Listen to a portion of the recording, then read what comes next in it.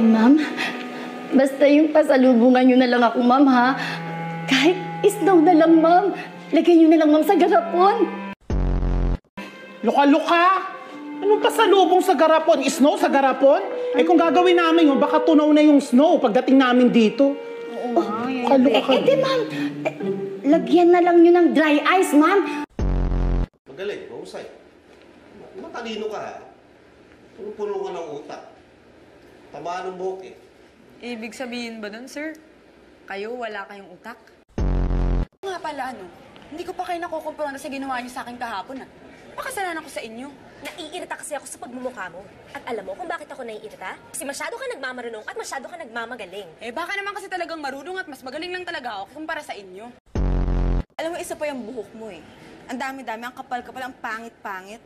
Ba't di mo ba pabawasan yan? Nakakabwisit tingnan, eh. Inaano ba kayo ng buhok ko?